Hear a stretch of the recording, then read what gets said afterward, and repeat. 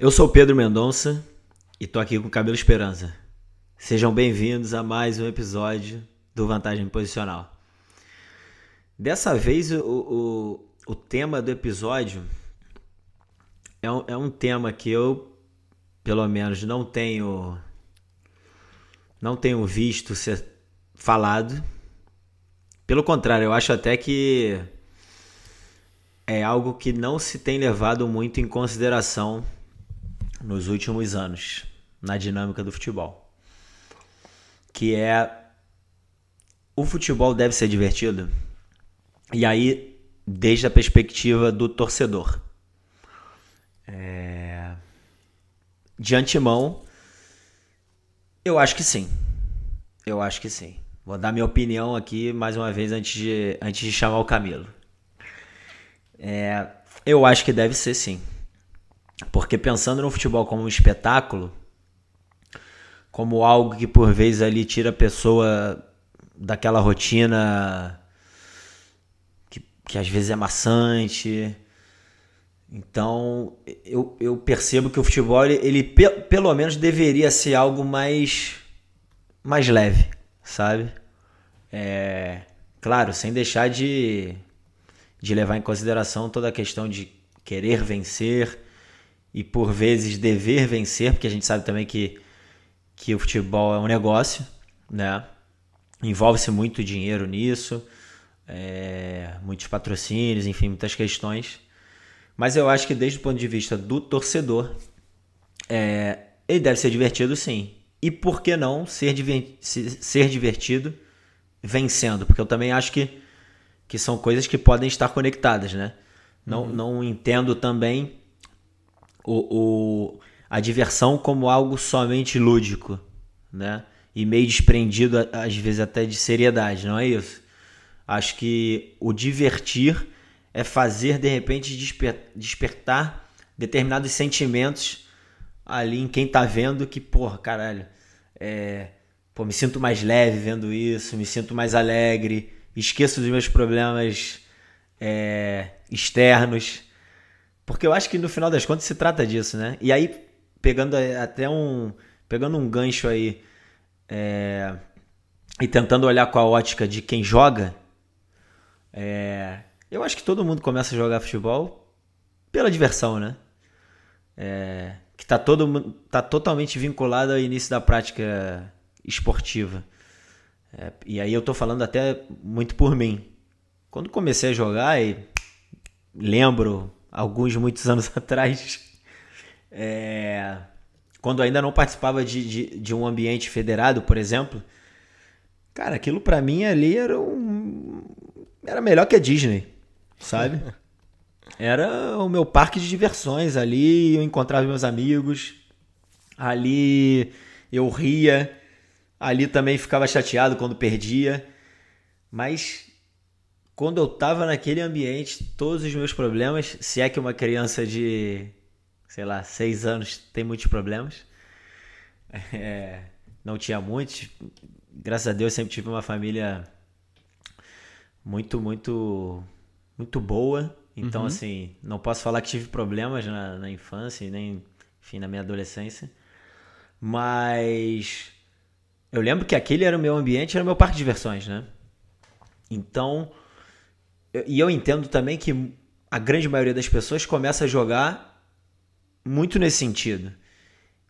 E eu acho que o torcedor também, quando começa... Porque, claro, a gente começa ali como um praticante e depois a gente acaba se tornando um torcedor, um amante do esporte. E eu acho que a gente nunca perde aquela essência do praticante iniciante, né? Aquela coisa até daquele romantismo, sabe? E eu vejo que algumas equipes, e aí vou pegar até o exemplo de uma equipe, né, brasileira, que eu não tive a felicidade de ver pela idade, não era nem nascido, mas é a seleção de 82 que todo mundo fala, que foi uma seleção que não foi campeã do mundo, mas que é lembrada até hoje pelo jogo que praticou, por como transmitiu uma alegria no jogar, né? E que influenciou várias outras gerações até hoje, né? Então, que assim, transcendeu a vitória. Então, acho que se trata muito disso. E, enfim, queria saber o que você acha, Camilo. Você acha que o futebol, para quem tá vendo, deve ser algo prazeroso, algo divertido? Oi, Pedro, tudo bem? Cara, eu acho que é uma questão que tem muitos pontos de vista possíveis, né? Eu te perguntaria, a poesia tem que ser divertida? Ir a um museu e olhar as obras, né, do Dali tem que ser divertido? Não sei. Qual é o propósito da obra de arte do Dali, né? Qual é o propósito da poesia? O propósito do jogo do futebol é bem simples, né? É um jogo. Quando os jogos foram criados, tem só um objetivo. O objetivo é vencer. Acho que o objetivo do futebol não é ser lindo, nem é ser entertainment, né? O objetivo do futebol é vencer. Obviamente, há um prazer na prática do esporte, né? Mas esse prazer é intrínseco à prática do esporte. Mas desde a perspectiva do espectador, eu acho que o futebol não tem por que ser divertido, cara. E isso talvez fica feio falar uma coisa assim, mas o futebol não tem a obrigação de ser divertido. O futebol não tem a obrigação de entreter ninguém. Além de que tem treinadores como o Bielsa, Guardiola, falando de grandes treinadores, né? O próprio Tele Santana, né? Que falam da importância do futebol ser atrativo, né? Mas outro dia, Manchester City e Atlético de Madrid, coisa virou complicada, né? Então o que aconteceu? Suspeitei que você fosse falar isso aí. E o que aconteceu? Aconteceu o que tinha que acontecer, cara. Tem que vencer e tem que passar na semifinal da Champions League. Como? Não me fala como, cara. Mas faz. Então, nós temos umas ideias. Gostamos de um tipo de jogo. Eu também, né? Você me conhece bem, que eu sou um adepto a uma forma de jogar o futebol, a uma sensibilidade de jogar o futebol. Aqui não estamos falando das minhas preferências nesse sentido, né? Mas a forma que eu gosto dos meus times, ou dos times que eu sou o treinador, jogar futebol, eu acredito nessa forma de jogar, porque eu acredito que é a forma de jogar que me aproxima mais à vitória. E sim, acontece que há um sentido do estético que também é importante, né? Mas eu acho que isso é uma coisa a mais. Mas o objetivo das minhas equipes não é jogar lindo, não é divertir ninguém, é vencer. E deixa eu te falar uma coisa, na minha perspectiva. Eu acho que esse debate, né, de se o futebol tem que entreter a galera, se tem que ser entertainment ou não surgiu no 1862 ou 63, quando a Football Association foi fundada. Esse debate surgiu depois, quando o futebol foi roubado da classe obreira, que foi quem começou o jogo do futebol, né? O futebol era um esporte popular, era um esporte da classe obreira, e agora passou a ser um esporte da elite. Que você, para para ter para conseguir um ingresso no Maracanã, para conseguir um ingresso, já nem te falo do Camp Nou, Bernabéu,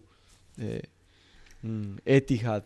Você tem que ser milionário, né? Tem que ter uma hipoteca na sua casa para poder comprar um ingresso na semifinal da Champions League, né? O futebol foi roubado das classes mais populares, né? Então, nesse momento foi que o futebol virou espetáculo. Nesse momento foi que o futebol virou entertainment, né? Então, agora, essa classe dominante, essas elites que roubaram o futebol, as classes mais humildes, vêm a falar que isso aí é entertainment. Não sei, cara. Que tem que ser, é divertido e tem que ser entretenido para quem joga, sem dúvida. Mas o próprio jogo é divertido. Jogar futebol de qualquer jeito é divertido, né? Mas esse conceito do futebol como espetáculo e que tem que ter essa obrigação, né? Essa responsabilidade de entreter, de melhorar a vida da galera que tá vendo o jogo, que tá acompanhando. Cara, realmente, isso aí aplica quando o seu time não tá jogando. Quando o seu time tá jogando, Pedro, você quer vencer. E de qualquer jeito, cara. De qualquer jeito. O Brasil, você me fala, Brasil campeão do mundo 1994 ou Brasil na Copa do Mundo do Brasil com um timaço. Mas que aconteceu, que já todo mundo sabe o que aconteceu. O que você prefere? Mas aí você pegou duas gerações que eu não sei se foram tão populares aqui. E aí não vou entrar nesse mérito, porque 94 era muito novo, né? Era muito novo. Engraçado, eu consumi a Copa de 94 anos depois, vendo documentários, enfim, aquilo tudo você já sabe. Mas a minha primeira Copa foi em 98. De ver mesmo todos os jogos e inclusive o jogo que me marcou mais, assim, se você me perguntar, Pedro, qual é o jogo mais emocionante de Copa do Mundo seu até hoje, sem sombra de dúvida, Brasil e Holanda na semifinal de 98. Sem dúvida. Com os dois times com, jogadoraços, né, cara? Sim, Ronaldo, sim. Bebeto, Tafarel. São esses jogos que todo mundo lembra onde estava e com quem estava acompanhando. Exatamente. E Kluivert do outro lado, nossa, craques, né? E aquela narração histórica do Galvão Bueno nas defesas de pênalti do Tafarel. Mas, no sentido de seleção brasileira, acho que é um assunto... Porque o brasileiro é muito crítico, né, em relação à seleção. Muito. Isso foi até uma das questões que a gente até conversou com o Guilherme, né, com o Giga, no episódio. E ele até levantou esse exemplo, né, da seleção de 82 e a seleção de 94. Que o povo, de uma maneira geral, valoriza muito a seleção de 82 e menos a de 94. Eu tenho essa impressão também, né? Eu tenho essa impressão. Não dá para generalizar, mas as pessoas que vejo, os exemplos que dão, eu acho que vai muito nesse sentido. Mas acabei me perdendo um pouco do que a gente estava falando. Mas... Não, que eu peguei o exemplo do Brasil do 94 e o Brasil da Copa do Mundo do Brasil. E que você falou que eram duas gerações que não eram muito populares. Sim, e aí eu ia te perguntar... se o prazer, o divertimento, o que você acha? Você acha que ele está totalmente conectado à vitória? Não. Ou não? Não. Ou não? Não, claro que não. Tá. Não, claro que não. Não, cara, e quando eu te falo que eu não faço os meus times jogo, eu não faço. Não é próprio do vantagem posicional falar assim. Eu prefiro os meus times jogar de uma determinada forma, tá? Porque eu acho que me aproxima a vitória, mas também é respeituosa com quem tá vendo o jogo, né? E quando a gente não vencer, né? não vencer, no mínimo fica a tranquilidade de ter feito as coisas do nosso jeito, sim? De uma forma sustentável, de uma forma respeituosa com o contexto e com o meio ambiente, tá? Mas isso aí é a minha opinião. Mas se você me pergunta de uma forma objetiva, o futebol tem que entreter, né? Entreter. Tem que entreter a galera, tem que entreter o povo. A minha perspectiva é que não. Porque, cara, realmente, na minha opinião, se o estado de ânimo de um povo, se o estado de ânimo de uma família, se o estado de ânimo de um sujeito depende, ou a felicidade de um sujeito depende do resultado ou do jogo de futebol, cara, temos que pensar que como sociedade alguma coisa está errada. Alguma coisa não está indo bem, né? Alguma coisa está errada, tá? Então, eu acho que muitas vezes a sociedade, né, reclama do futebol, né, ou pretende do futebol coisas que deveria reclamar dos seus governantes, né? Ou coisas que deveríamos, que merecem uma análise mais profunda, mais profundidade, né?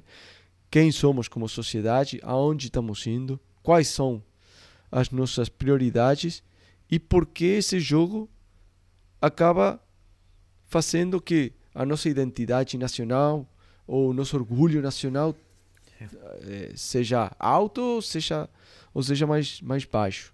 Então, eu acho que aí há uma questão que temos que refletir como grupo, como sociedade, né? Porque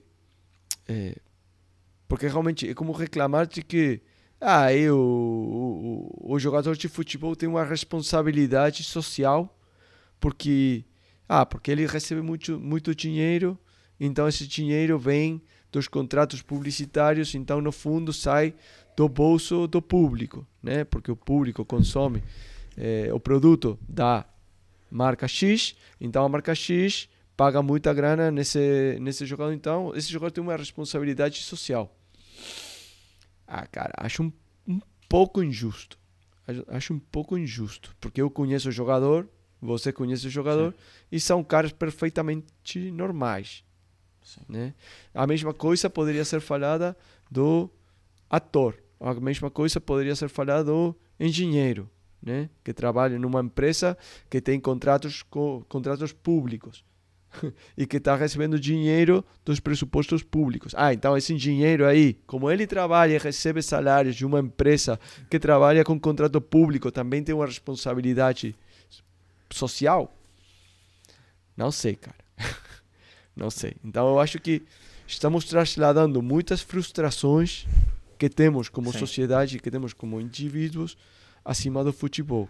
E quem joga futebol hoje um homem, mas ontem foi uma criança normal, cara, que só jogava bola pelo divertimento de jogar bola. Eu acho que assim, pode até existir uma responsabilidade social pelo fato de serem pessoas públicas e formadores de opinião, no sentido de eu como jogador, exemplo,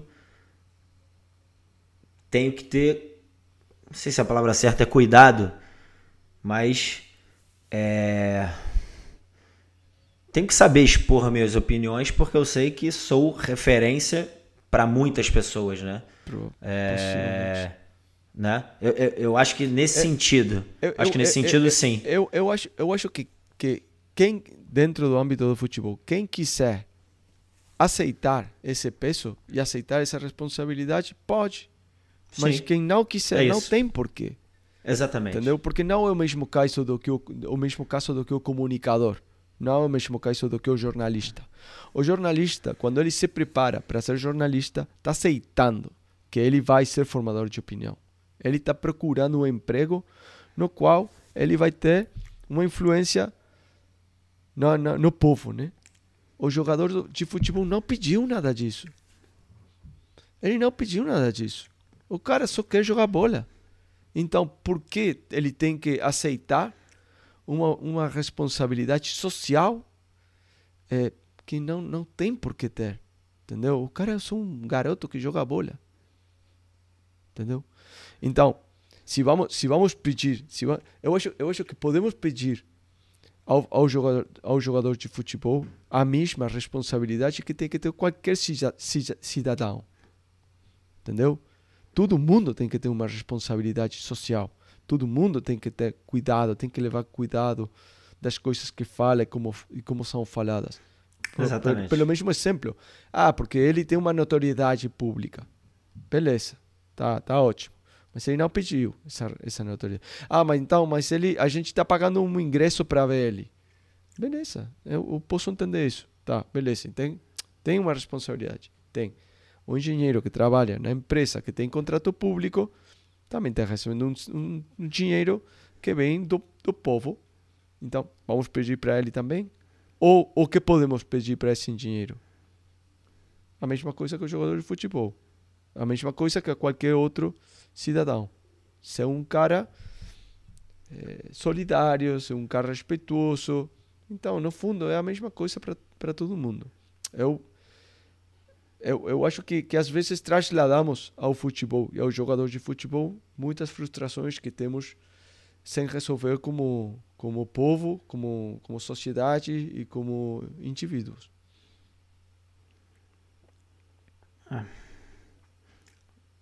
Aí já fomos por outro caminho aí no final do episódio. Mas é isso. Como sempre disso se trata o vantagem posicional. Como sempre é isso.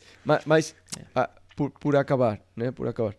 Cara, se você vê como foram formados os clubes de futebol, né? No Brasil, no Uruguai, são grupos pequenos de galera que só queria jogar futebol.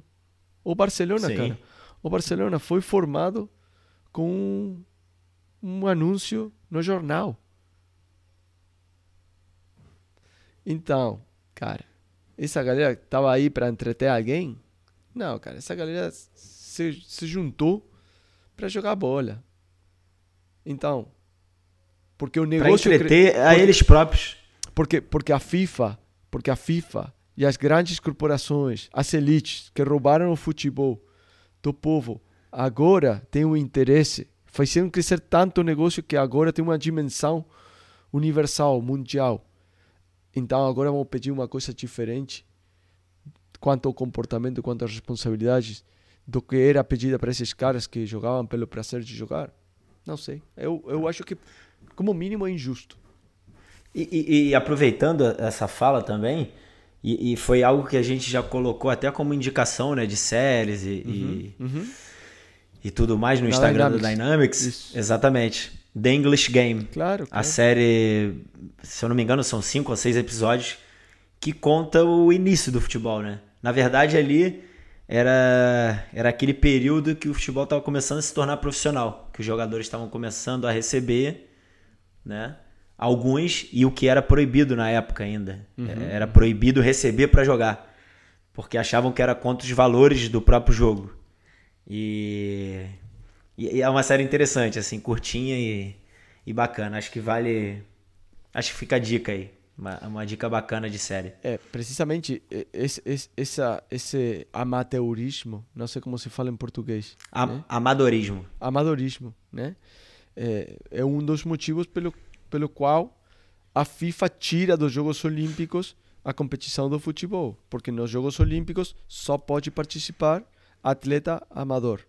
E o futebol virou profissional. E já não podia participar dos Jogos Olímpicos. E por isso existe uma Copa do Mundo fora dos Jogos Olímpicos. Antes, a Copa do Mundo do futebol estava dentro da competição dos Jogos Olímpicos. E aí tem toda aquela questão política, né? Mas não vamos nem entrar nesse mérito. A questão quê? Política, né? Qual a questão política? Da FIFA e... A questão política, enfim, sim, sem dúvida. Claro, cara. né? Que é isso, né? A FIFA hoje é uma grande corporação, como a Google, como Microsoft e como IBM. Então, claro. o objetivo da FIFA é perpetuar o negócio do futebol. O negócio. Ninguém está falando do jogo aqui. Ninguém está falando do jogo. Ninguém se preocupa do jogo. É a questão do negócio. Tá? Então, que uma corporação que está se preocupando pelo negócio e não se preocupa pelo jogador, nem se preocupa pelo jogo, não pode transferir uma responsabilidade aos jogadores. Quando também a FIFA com os seus interesses econômicos, faz um calendário de competição que é criminal com os jogadores. Sim. E a FIFA organiza as últimas 2 Copas do Mundo na Rússia e no Catar, que não são exatamente exemplos de democracia nem de nada. Sim. Então, a FIFA vai dar lições de quê? Ao jogador de futebol, que é a coisa mais nobre que há. É uma criança que jogava bola na rua com os amigos e acabou virando profissional porque acabou virando profissional. E vamos demandar para esses jogadores, para esses caras. Agora vamos demandar, porque você está recebendo muito dinheiro. O cara tem a culpa. O cara não tem a culpa de que o negócio seja desse jeito. Será que a gente podia trocar a palavra divertido por prazeroso? Pra quem vê? Claro. Mas... Porque aí eu acho que, claro, pensando no mundo ideal, acho que deveria ser prazeroso pra quem vê. O que acontece... eu concordo. Mas do mesmo jeito que você pode ver um documentário sobre a vida do Elon Musk, ou pode ver uma série de, sei lá, assassinos em série, né? Você pode escolher que time ver. Claro. Sem dúvida. E hoje por sorte, temos essa possibilidade. Então, eu tenho bem claro quais são os times que eu vejo. E por mim, pode estar jogando a semifinal da Champions League e são times que eu não gosto, ou não tenho um interesse profissional em ver, e não acompanho. Exatamente. Outro dia um amigo me manda porque você busca prazer. Claro. Nisso, exato. Claro, e eu posso escolher. Entendeu? Então, outro dia um amigo me manda um vídeo do seu time, tá? De uma liga sul-americana. E na mesma hora estavam jogando, acho que é o Real Madrid ou uma coisa assim. E meu cara me escreve, cara, tá acompanhando o jogo do Real Madrid? Não, cara, tô acompanhando o jogo do seu time que você me mandou. Mas você prefere ver o meu time antes do que ver o Real Madrid? Sim, cara, obviamente, eu gosto de ver o seu time. Eu não gosto de ver o Real Madrid. Com todo o respeito pelo Real Madrid, não tenho nada em contra do Real Madrid. Mas eu encontro prazer em acompanhar determinados times e eu valorizo muito o meu tempo, porque não tenho muito tempo disponível, como para gastar acompanhando um jogo que não me dá prazer ou não tem um interesse profissional para mim. Então, claro. o que eu faço? Não acompanho. Simples. É isso. Eu acho que valeu a pena esse episódio, hein, Camilão? Ficou longo de novo. Vamos encerrar. Mas eu acho que quem acompanha aqui já sabe que não tem como ser curto. Eu acho que pode ser interessante ouvir as opiniões de quem está ouvindo, né? Dos nossos ouvintes. Sem dúvida. Porque eu acho que é um tema que é válido conversar. A minha perspectiva é isso. O futebol não tem nenhuma obrigação de ser divertido. É um jogo. É como reclamar que uma partida de curling ou uma partida de póquer não é divertida. Mas o objetivo do curling, o objetivo do póquer, o objetivo de xadrez não é ser divertido. É vencer. Eu vou trocar a palavra divertido vou me permitir trocar divertido por prazeroso. Eu acho que deve ser prazeroso. Legal. É isso. Terminamos então mais um episódio do Vantagem Posicional. Nos vemos na próxima. Abraços. Abraços.